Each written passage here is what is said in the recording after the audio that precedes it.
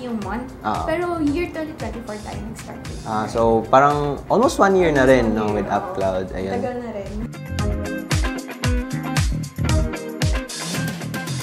Parang binabasa ko pa lang yung BIR. Parang, ano to? To start off, yung BIR, no? Ayun. Tax, lalo na pagka narinig ko yung tax, ang dami, alam naman natin ang daming tax. Hindi na natin alam hindi naman pwede na parang, tatanggap lang ng pera, no, payment, no? So, dapat ganun na lang, tanggap na lang natin. And yun nga, so yung unang challenge talaga is how to register, how to register, and then after is paano nyo makikeep track yung finances nyo, taxes nyo, receipts, ganyan, bookkeeping.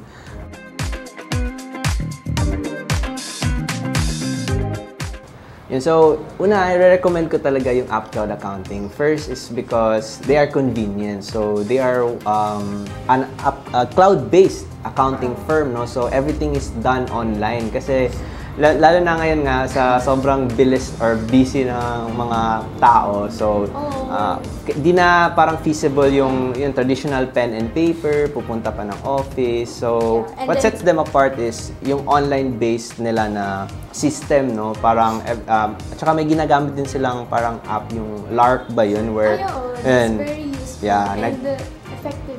Yun, nagsisend sila ng on-time updates. Kasi ang pangit, no, pag messenger, syempre, nakakali siya sa mga personal na messages. So yun. So at least may professional sila na app yung ginagamit. Unintentionally, minsan di mo na nababasa rin. Natatabunan ayun. Na, diba? Yeah. Kaya tsaka, maganda na may Lark sila na ginagamit. Ano pang hinihintay nyo? Partner up with UpCloud accounting na, no?